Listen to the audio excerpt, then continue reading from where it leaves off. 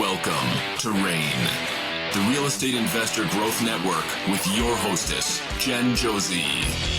Join like-minded real estate investors and accelerate your business towards greatness. You will hear step-by-step strategies for success, interviews with real estate rock stars, and we will dig deep into past projects where we bear it all, including the good, the bad, and some just plain ugly. So get excited. Here's the bestower of badassery herself, the real Jen Josie. Listener discretion is advised.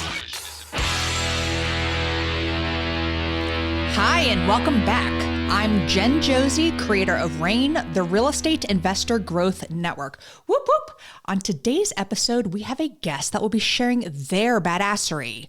But before we begin, here's today's badassery bestowment, my little badass gift to you. Today's topic is why wholesale? In real estate, wholesaling is a short-term strategy where an investor gets a property under contract, typically below market value, and then assigns that contract to another investor for a profit. On occasion, we have too many leads coming in, so if the numbers work, we will wholesale a property. Other times, the property may be too far away for our contractors, so we will find a flipper in that area and pass the deal on to them. If a seller is reaching out to us because they need to sell a distressed property, by wholesaling it, we can still help that homeowner out of a difficult situation while making a small profit. For people just starting, wholesaling could be a great way to get experience negotiating with sellers. It also helps you to build relationships with other real estate investors. A common misconception is that it doesn't cost a lot to be a wholesaler. You will need to pay for marketing and to find off-market deals unless you are door knocking or driving for dollars, and even that costs money.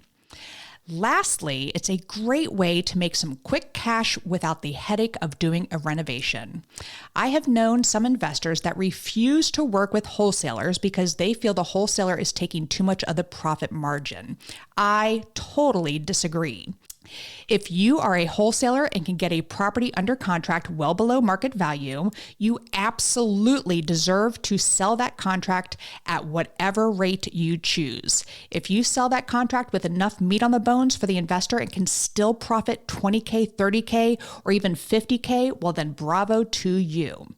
So next time a deal comes across your desk and it's not a great fit, consider wholesaling. Now on to today's episode of the Real Estate Investor Growth Network podcast. We have with us Karl Spielvogel. Uncle Karl has been investing in real estate since the year 2000. He has built a great team with Alliance Finance Incorporated. They specialize in niche real estate deals. They especially like to focus on the messy deals that few people are willing to do. Deals that involve multiple heirs, hard to locate people, judgments, etc. I am excited to have the GOAT himself on the show. So welcome, Uncle Karl. Well, thank you for having me. I appreciate it. Yay! And I called you the GOAT on purpose because I heard this story about you, and one of these crazy deals you were finding or trying to, earn some money off of involved goats. So can you start off with the story? I love the story. Yeah, this is not one of our typical deals, but you got to get creative sometimes to get these deals to go through. So we had this piece of property. You're gonna have to sort of picture this in your brain if you can. So there's a piece of property that's surrounded on two sides by the city of TGK, but it's actually in the county. So if the county or if the city would annex it into the city, then it'd be worth more money. Okay. So I went down to talk to the city manager. I'm like, hey, will you annex this property in? You surround it on two sides. It just makes sense for you to annex this in. And he said, I'll never forget. Nope, son, we're not going to annex that in.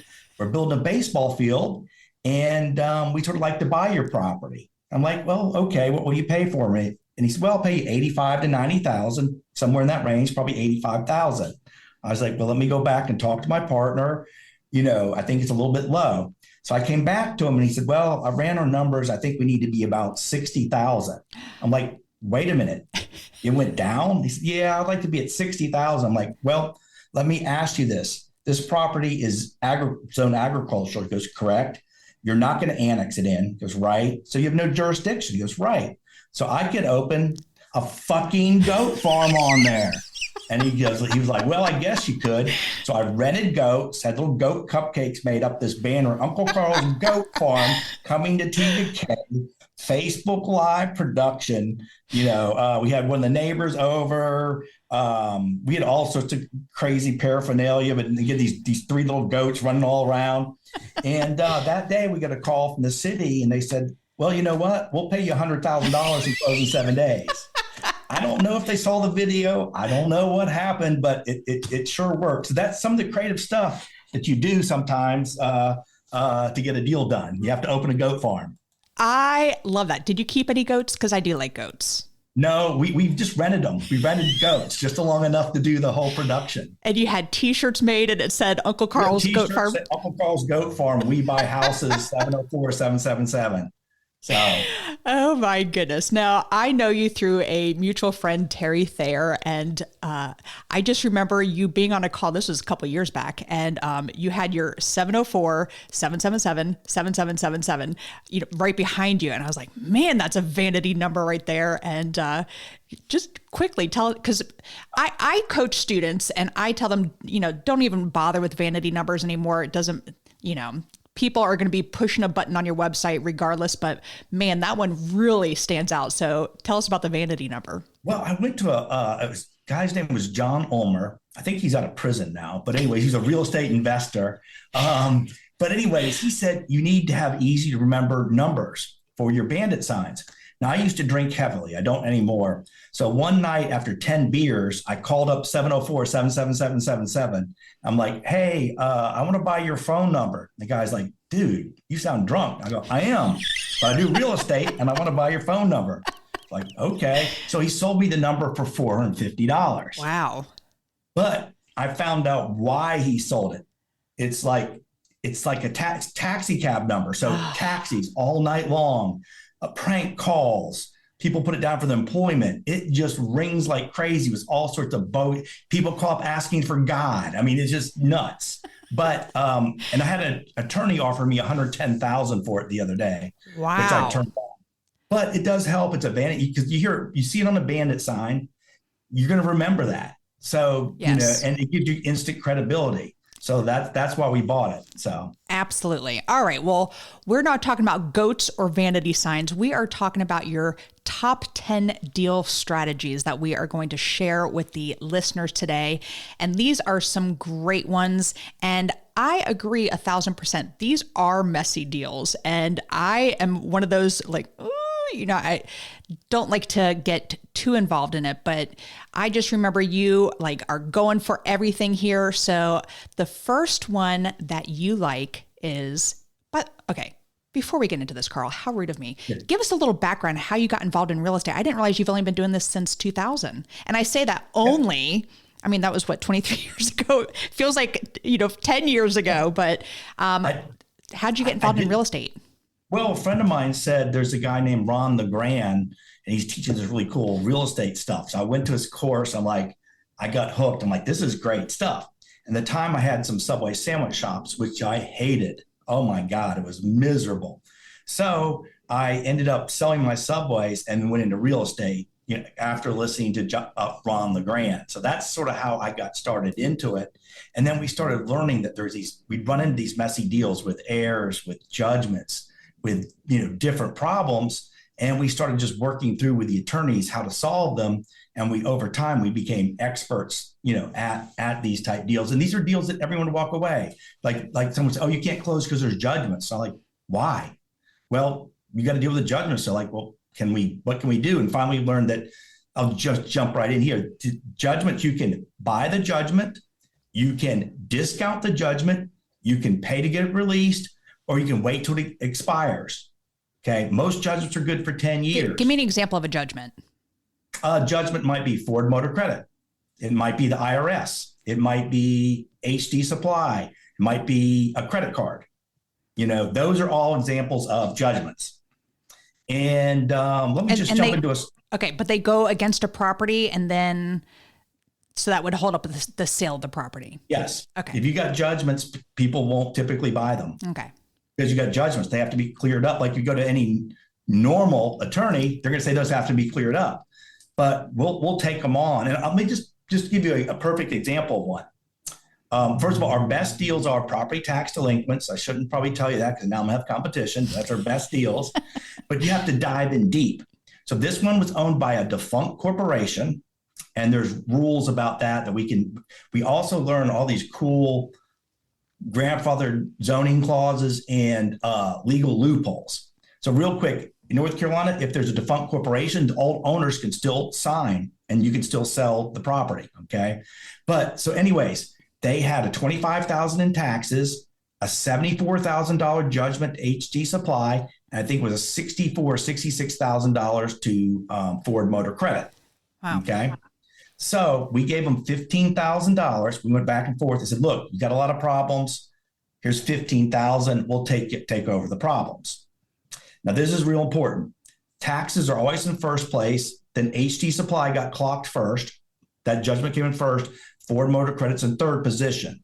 It's important to know the positions. So all we did is we just called HD Supply up, skip traced them, called them up.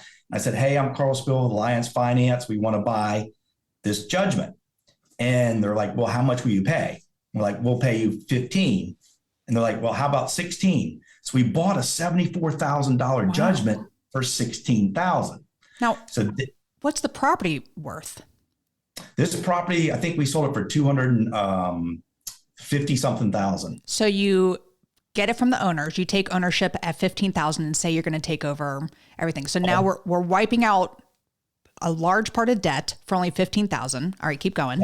Yep. So we got the 74 down to 16. Then we called up Ford Motor Credit and we got that down. It was either 64 or 66,000, and we negotiated down to 22,000. Okay. And then so after we negotiated down, now here's the important thing: we bought the property with title insurance, subject to the taxes of these two judgments. So we know everything else is clean on the property. Does that make sense? So we just know we have three problems. So by buying the one judgment and discounting the other judgment, now we sold it. We just listed on the MLS and sold it. And we made $143,000 on that one deal. Okay. So I'm doing my numbers here. I'm not a mathematician, but you said 15,000, then it's 16,000, and then 22,000 is what you had to pay off. So that's 53,000 plus the original 15. So that is you're all in for 68,000. Yeah. And you sold it for how much? I think it was 253. Wow. And did you do anything to the property? We had a site plan drawn up. We spent $1,800 to see where they could build. That's all we did. We had a site plan drawn up, and then we listed it. I did, and actually, I sort of lied here. Instead of me negotiating that to buy the judgment for $15,000, I was so chicken. I had my attorney call up. So my attorney called up. I was like, "Can you call him afraid?" So he called up, and he was the one that negotiated that. Wow. So all right. But the thing was, and I paid him a $5,800 bonus for doing that. But the point that I want people to realize, now here's the cool thing. Judgments, again, are typically good for 10 years. They can be renewed. Okay. Now they only renew against the person. So on this thing, this is big. So what we could have done on this deal, these judgments were 7.5 years old. I could have waited 2.5 more years and the judgments would have expired. Wow. And we've done, I'll tell you about a couple of deals like that. That is mind-blowing. And then here's another thing about judgments. Typically, people like Ford Motor Credit, HD Supply, they are dumbasses. They don't even realize the people at property. They try and collect, but they could take them 30 seconds and say, oh, they own this property. I'm secure. They don't even do that. Wow. So I know that they're not, because technically they can foreclose on the property. Okay. But Ford Motor Credit doesn't. HD Supply don't. They just try to collect on their judgment. And the sellers are getting $15,000 in their pocket to start fresh somewhere else. And they were going to walk away from it. We create the equity by working with the judgments. That is fantastic. And is this nationwide? Like, how do judgments, do they differ from state to state? I think they can a little bit, but it's Okay. all basically the same. Okay. Got it. There's a whole ton of money that we do a lot of deals with these judgments again, where we buy them, we let them expire, different things like that. That is awesome. I got to check that out. Do you just stay over there in Charlotte so I can like hoard the Raleigh area? You're gonna need to call me you can't do this by yourself. You need special help. All right. So another one. So that's number one. We have judgments. Let's go with heir deals, and that's HEIR. And people don't ever call it hair. It's heir deals. So explain what those are. Well, first of all, we love dead people that own property. They are the best. We just love it. But this is so vacant houses, tax delinquents, foreclosures. Sometimes the person will be deceased, and so a lot of times they're supposed to do open an estate and have a will. But I would say 80% of the time when you're doing the tax liens, foreclosures, this kind of stuff, they don't have wills. Right. So it just follows the intestate laws. Okay. So we'll find a property that's vacant or it's a tax delinquent. And we use this skip trace command called been verified. We just put them in there and it'll say if they're dead or alive. And it gives you all sorts of information. So so basically, we're looking to see if the person's deceased or not. And if they're dead, we're like, yay, dead people. But I know that sounds crazy, but we get excited about dead people. And then what we do is we look for the obituary, okay? And then we'll just call the relatives. And I'll just give you an example of one deal that we did. And so we've got professionals that build trees out for us. My biggest deal right now is 50 heirs. I wouldn't do that again. That's too much. Wow. Yeah, that wasn't worth the time. Oh. A lot of this can be simple. And I'll tell you, there's a property, I think it's 2104 Rushwood. It was a foreclosure. We put the lady into been verified, the owner. She was deceased. We went and found her obituary, newspapers.com. This is how simple it can be. And it said her one daughter was Tanya. So we skip traced Tanya and we called her, and then we called her, then we called her, and we called her. And then we called her, and we called her, and we called her, and then we texted her, and then she finally responded. So part of this too is being in the heirs. You got to be really persistent, yes, and you can't give up. That's one of the things. But anyways, we finally just said, "Hey, look, I know your mom passed away. You own this property. I'm just curious." And she's like, "I don't want anything to do with it. My mom died." And I'm like, "Look, you come meet us. You just sign one piece of paper. You're quitting your claim. And, we'll give you $7 or $50 versus getting nothing." So she quit claimed the property to us for $750. This is an heir. And what was the property valued at? Well, now it's worth $280,000. Wow. And we owe $20,000 on the mortgage. Oh my goodness. Now this was about 3 years ago. Okay. So the value was less. So we have $7,500 invested. We took it subject to the mortgage, caught the mortgage up, maybe $3,000 or so for renovations. This will be paid off in 2027. So we've got six years and 4 more months. It'll be free and clear. Now, most of the other people, what they were doing is they were trying to call the owner, but she was dead. She didn't answer the phone for them. Okay. So if they just would have taken 1 or 2 steps to find the one heir. So that's an example of a simple one, a simple heir deal. Wow. And that was a foreclosure one. So we'll make, let's say, and keep it 6 more years. We sell it for $300.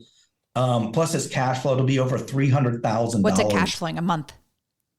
My partner takes care of the rent. I'm guessing we rent for $1,200 to $1,300. Nice. I think the payment's like $5 with taxes, insurance, and everything. Wow.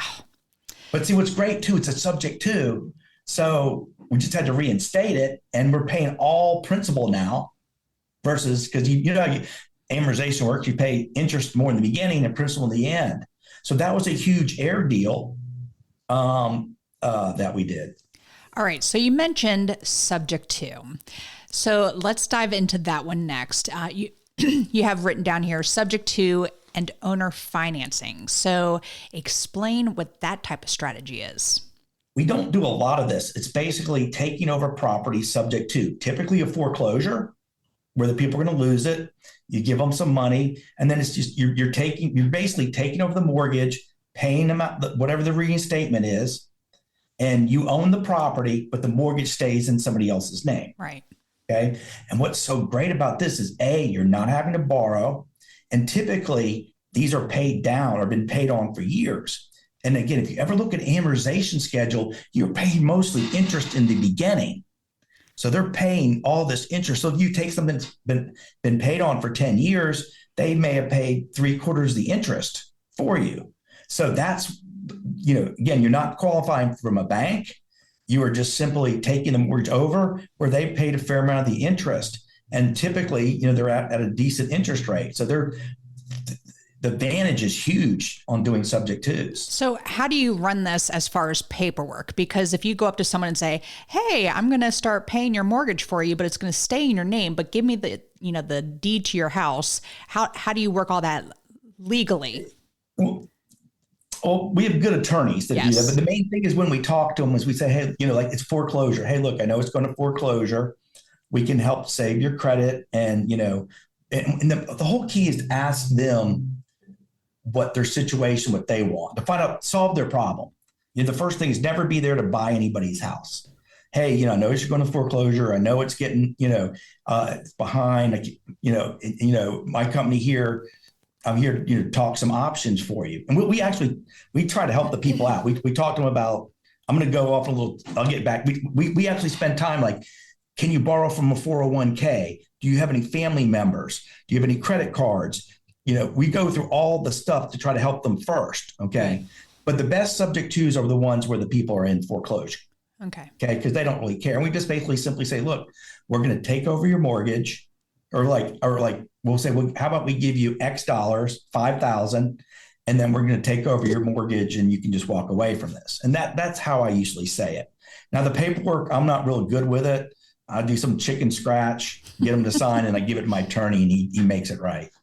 Because I'm just wanted you to elaborate on it, because a lot of people first hear that and they're like, how is that even legal? But yes, attorneys are included. They're involved.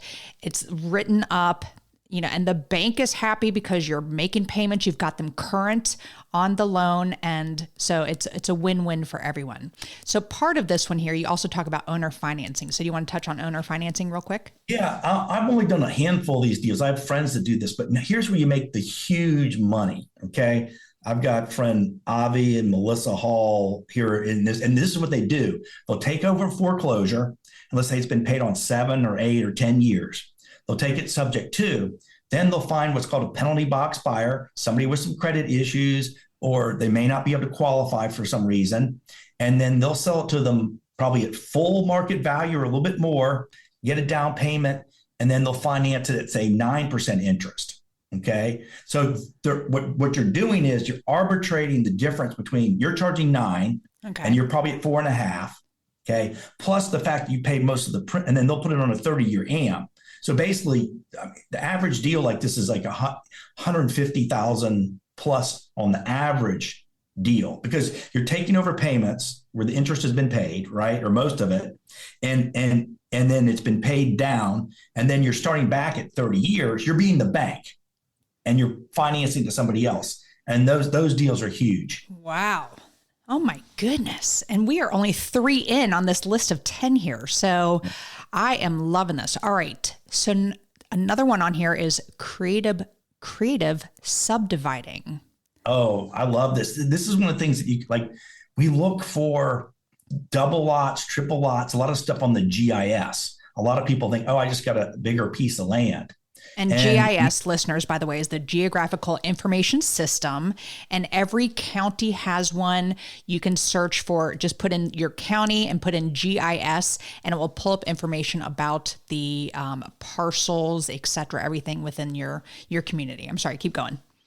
Yeah, so we use our GIS to look for double lots, triple lots, and we use a lot of legal loopholes in the zoning code. We've learned a lot of stuff, like there's some lots that don't look like they're subdividable, but we can we got a magic Uncle Carl trick we did. So they look like they're one thing. I'm not going to exactly say it. So we get a lot that people think, oh, this one lot, and we can make it into two.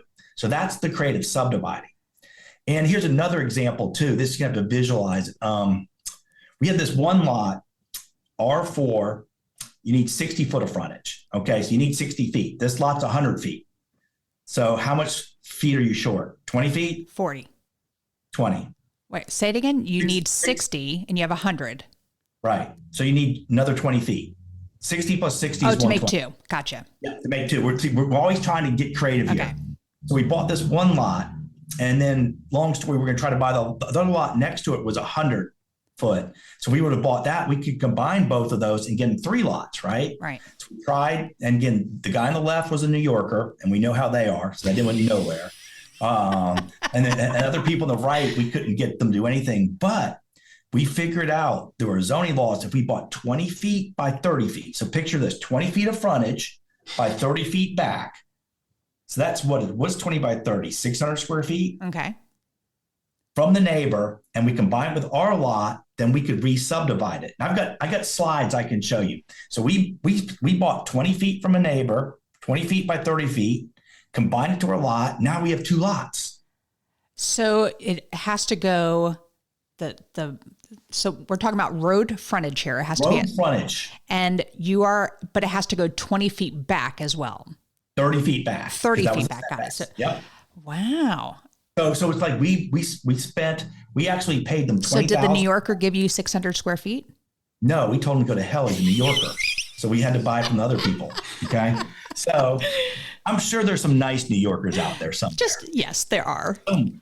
So I hope people realize I'm kidding. But anyways, yes. But that's the kind of stuff we look for. So we spent $20,000 and we increased our value $40,000. Wow. But that's just, we have another one. You're gonna have to, I wish I could show you. Well, just pictures in mind. We got this one lot we bought for $62,000. Then there's another lot in the corner. We bought that for $168,000. So we bought one lot, we bought the other lot. We went down to zoning, and we knew that they said we could face the other road and subdivide it into 4. So we have one lot plus one, we added them together, and then we faced the other road, and we end up with 4 lots. Does that make sense? So you're increasing the road frontage. The road frontage on the other side. Gotcha. I should. But anyway, so that's the stuff we look for. We made $166,000 on that one deal. And so are you buying just land, or are you buying property that has houses on it? We do both. Okay. We do 70% of our business is land. Wow. I love it because people are not attached to the land. Right. And it's easier to sell. And we've learned so many creative ways. Like we're always looking at, what if we buy this and do this and put them together? How can we subdivide them and get extra lots? Another thing that's cool that we do, we also do. So that's sort of the creative subdividing.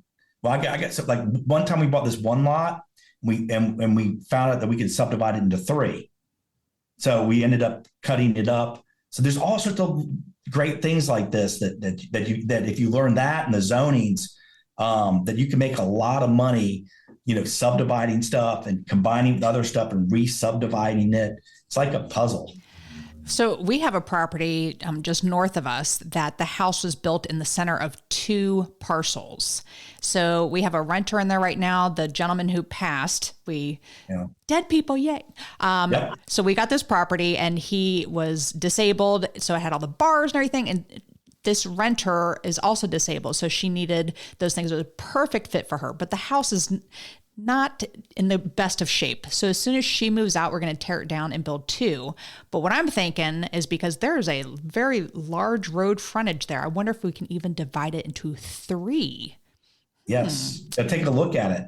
And I love that. Really great surveyors and that help us figure out how to do this stuff and the creative stuff. This is fantastic. I'll tell you another, another really weird piece was a piece we had that was zone multifamily 22. And my surveyor looked at it and said, look, we can only get 1 duplex and we couldn't buy any land. The other has a habitat house. Other people couldn't sell any of their land. They're like, there's no way to buy any other land. I'm like, oh man, there's got to be something here. He goes, you're short. You can't put another duplex. I'm like, well, what about a house? He's like, Oh, that's a good idea. So we were able to subdivide in an L shape and carve out just enough so that we could get a house on there. So we went from only being able to put a duplex. Now we can carve out, and we couldn't do two duplexes, but we could carve out just enough to do a house. So now we just created extra $50,000 in value. Wow. By looking at it differently. So changing it from 2 doors to 3 doors. 2 doors to 3 doors. Wow. Yeah. All right. Yes. Well, this is fantastic. I could talk to you for hours on this. So let's keep going through this list here. You have using the GIS system. I think we pretty much already kind of touched base on that. Yeah. Anything else you want to add about using the GIS system? We look for houses with extra land that we can subdivide off. We got one right now. This is actually foreclosure in Bessemer City. It's a house that we can subdivide 3 lots off. So we're going to create extra $90,000 in value by subdividing the lots off, fixing the house up, selling it. And we're only going to make about probably $30,000 to $40,000 on the fix of the house, but we'll make the money in the land. So I call this the value add checklist. I'm always looking at everything, how I can combine, subdivide. That's probably the last thing on the creative. Oh, another thing that we do too, we do these things called variances. What we do is we find these lots that are too small to build on, okay? And then we hire a variance attorney, and he takes it through the Board of Adjustments, and we just have to show some kind of hardship. Now, these have to be lots of record from back before 1990 or something. I don't know the exact amount. So this is another value add. And basically, they're allowing us to bring the setbacks out more so we can still build on it. So we're taking something unbuildable and making it buildable. Oh, wow. We bought this one lot for $23,000. We did the variance and sold it for $160,000. So who's buying these lots? Who are you selling these to? Builders. Okay. Builders. And these are mostly in your area, or? Yep. Wow. Yep. These are all we've done at least 12 to 15 variances. My goodness. We All were right. averaging 100,000 per variance. We're not anymore, but we were averaging 100,000. We bought that one lot. This lady threw in for $500. We did the variance and sold it for $95,000. We bought another one for $12,000. Did the variance and sold it for $140,000. Oh my God. So this is it's a little niche that we've learned that we run with. Like if anyone tells us like don't do this or what, we're like, well, why? How can we make this work? And we just go figure it out. My goodness. I did not think this list could keep going, but we have on here title issues. So explain to me how you work with title issues. I guess title issues are usually, that's a good question. It's like maybe the property, like somebody was married and then just the husband signed, and you might have, and or there's multiple heirs, you got to go back and get signatures to clear up, or trying to think of most of our title issues are with heirs and buying out the heirs shares and clearing those up. But it could be anything from like there's judgments on the property to they missed a signature from a husband one point, or was deeded from the wrong person, or something like that. It's like a clouded title is what they call it. A clouded title. Okay. Yeah. And we like those because we usually can clear those up. Yeah. A lot of people hear that and they run. So interesting. And who does this investigation for you? Like who? We get the title report back, Okay. Find out what the problems are, and we just take them one by one. Like, okay, you got the judgment, or sometimes it'll be like they have an old mortgage like that was never canceled. Like, hey, you can't sell it. There's an old mortgage on here from First Union Bank. Like, okay, we'll take it on, and we have to go through the process and get it canceled. Wow. I mean, just whatever comes up, we find a way to fix. All right. So for time here, I want to get through this one that seems very interesting to me, but utilizing grandfather zoning codes and legal loopholes. I'm sure that one is loaded. So what is going on with that strategy? Legal loopholes. In North Carolina, if someone's been passed away 2 years, you don't have to open probate. Sometimes, and that makes it a lot easier because probate takes time. You have to advertise for creditors. Sometimes stuff come out in the woodwork. So this is a great thing to know. Now, talk to your attorney. I'm not an attorney. All those disclaimers. If you die because something I do, it's not my fault. Okay. So, Karl, let me ask you a quick question on this, because I actually ran into a situation where a gentleman was living in his mother's townhome and she had passed 2 years prior. And he was living there the whole time, but did not pay anything. Nice gentleman, just he didn't pay the HOA, he didn't pay for the mortgage, etc. But it had hit that 2-year mark, and it was something where I hit a wall. I was trying to do the subject to type financing for it, and we just couldn't make it work. I had an attorney. Actually, the attorney is out of Charlotte, and I just can't remember her name off the top of my head. Who does a lot of subject to deals? Attorney in your area? Do you know who I'm talking about? No. Stephanie Cooper Law. I think, yeah, I've heard of them. Yeah. Okay. She was great, but there was just too much was owed. It was upside down. It like we couldn't get it to work. But do you have any suggestions on maybe, because you're so creative with this, a step further that I could have done and helped this gentleman? Was he the only heir to the property? He was the only heir to the property. Okay. Because someday, well, he could have just quick claimed it to you guys, and you could have taken it subject to if there's enough equity. It was like 2 years and a month. So it was no longer, it ran out of that probate. Well, you don't need open. Was probate open? No, you don't need open probate. Okay, good. You don't need open probate.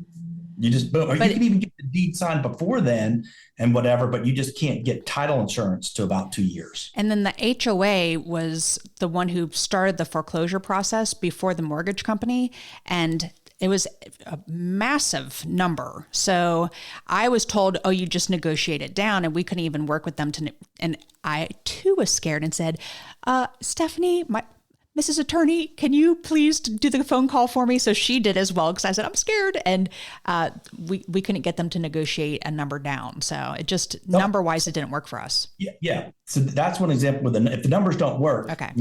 Simply you could have, we'll run title on the heir, make sure they're only heir. You have to get these things called heir affidavits. Someone has to sign affidavit saying that they are the only heir, But he could have just simply quick claimed the deed or general, whatever the deed to you, and you would own the property. Interesting. You don't, yeah. Right. And speaking of heirs, let me go into I'm going a little bit to excess proceeds and a little bit about buying partial interests. Okay. So a lot of times there'll be some heirs, okay? And maybe be like, let's say there's just a brother and sister. Let's keep it simple. Well, let's say you buy the brother's share out, okay? We had one at 40-something 09 Bank Street. We bought the brother's share out, okay? So we bought half of it, right?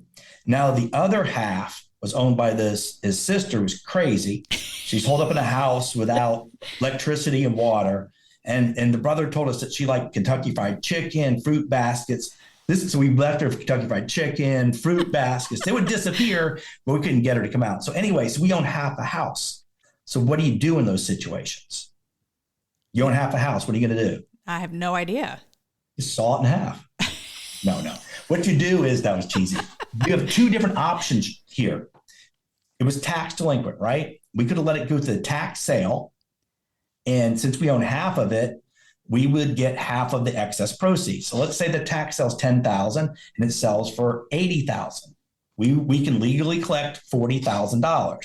Now there's a lot more stuff. You have to check judgments, or it's more complicated than that. That's the simple version. Okay. Or you can do what's called a partition sale. So now we own half of it. The court will go to sale to court.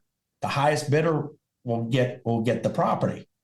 And you own half of it, you get excess proceeds for that. That's a partition sale.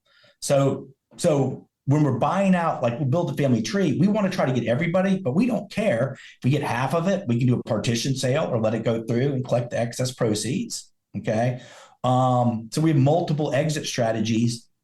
And you know what gets even cooler sometimes? We run judgments, and sometimes we'll buy the judgments against the heirs, or the judgments against the property at a discount, or we'll buy it with all that stuff and we'll wait till they expire. And I mean, going back to the family situation here, you have a brother and sister, and you're helping the brother out. He's getting out, and the crazy sister is the one who is the problem, and just not dealing with it. So in that situation, you're helping that family, really. Yeah, because they were going to get nothing with the way it was headed. So he got something, and then we did the partition sale. Now, real quick, with a partition sale, you win either way. Okay. If it goes for low at the courthouse, you buy it because you already own half of it. All right. If it goes for high, you let it go and you collect the excess proceeds on your portion. You win either way on a partition sale. What if there's like 4 siblings and you only own a quarter of it? That's fine. Okay. You can still do a partition sale. Wow. But the way we do it is we give them 2 options. One is we'll give you X dollars to buy your share out, or we'll give you like $100 to get us the deed, and we'll pay you more when we're able to monetize the property. Oh my goodness. My brain is on overflow right now. I think we have hit most in this list here. Did we do the grandfather zoning codes?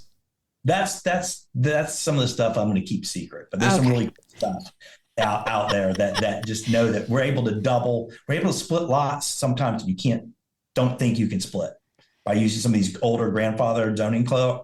And I can't show people that because that's too valuable. Well, but tell you one other deal about a judgment. Okay. So this is where creative subdividing comes in. There's this property, it's 3 pieces, but 2 of the pieces could be subdivided. That there's 2 up front, so they could be subdivided into 3. So we can create an extra $70,000 in value on this deal. So again, we just look for stuff. I call it the value adds. Okay. And then we just skip and call the people. So we did have to negotiate this deal for a year. It'd be too much to go into, but when we pulled title, the guy had a $700,000 judgment. Oof. We're like, dude, we have a little bit of a problem here. You got a $700,000 judgment. And we went through it. And I said, you know what? We went back and forth. And I said, I tell you what, I'll give you $69,000 for these three pieces of land, and I'll take over dealing with this judgment. He's like, okay. So I was a little bit nervous, but this is in October.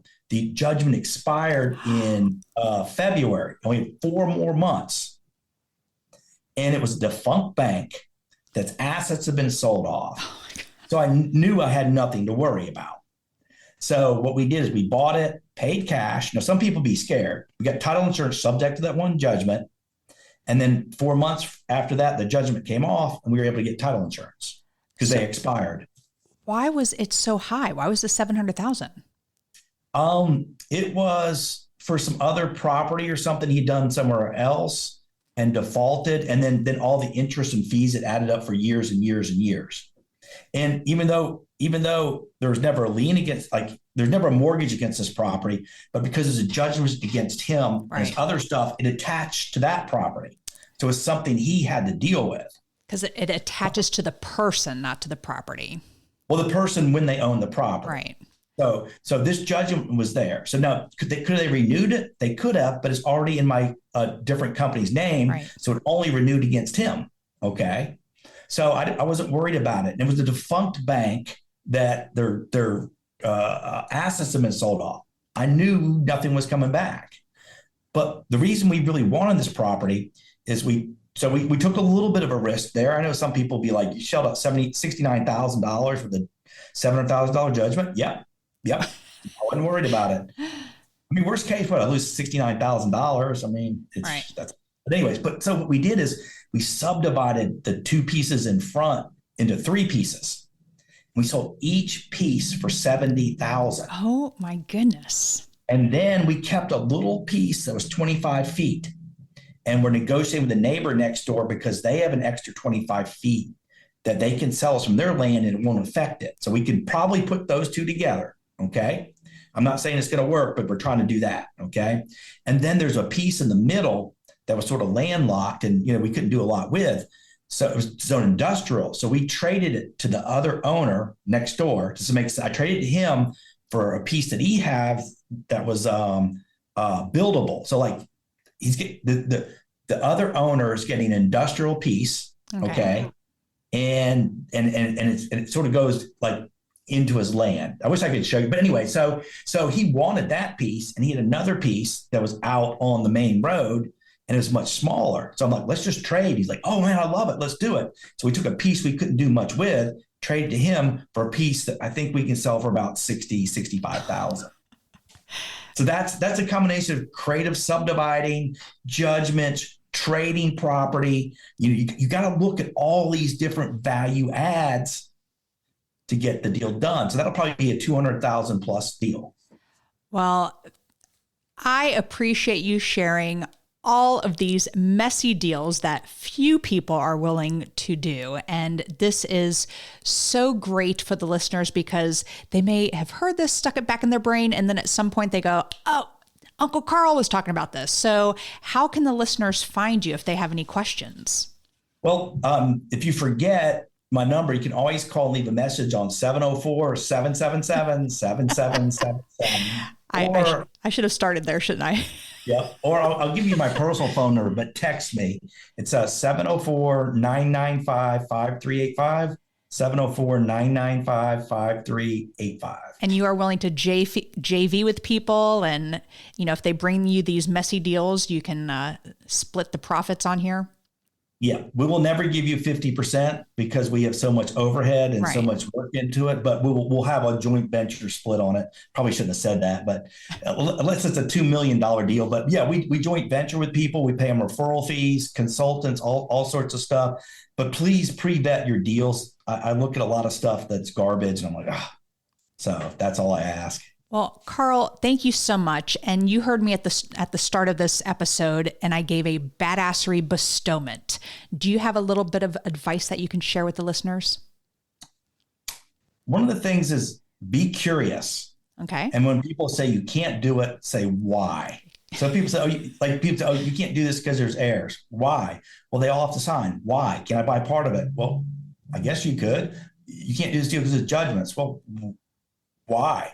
Well, they have to be paid off. Why? It's just like, and so another thing is, ask why to find out the reason. And another thing is reach out to experts. The reason I learned about the variance thing was I reached out to a specialist. I've got a great surveyor who can help me come up with creative stuff. I got a lot of these different things. So reaching out to experts is a really good thing. That's why I am very, very smart. Because I have experts that tell me what to do, not because I'm smart. Does that make sense? Well, I think you are so smart, and I appreciate you sharing your wisdom here on the show. And the second half of the podcast is what makes Karl a badass, which clearly you are. And I use the acronym BADASS, and the first letter is B for book. What's a book that's made a huge difference in your life? There's tons of them. I think Who Not How is a great book. Oh, yes. That's a good book. It's like, who can help me with this? Right. It's reaching out to the zoning person, reaching out to the expert. So I like Who Not How is really good. I like Decisive by Chip Hardy and I think it's Dan Hardy. I think that's who trying to think. I have like 324 books in my Audible. And I listened to them all night long. God, I could get. But anyways, those are some of the ones that I would recommend. There's hundreds of great books. I just can't think of them right now. Yes, and agreed. And Who Not How is by far one of my all-time favorites. I was just, I didn't want that book to end. It was so good. All right, the first A in badass is for advice. What's the best piece of advice you've ever received?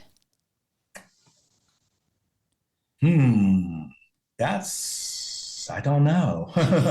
I can't think of what, I know you sent me the questions, but I don't know what's the best advice.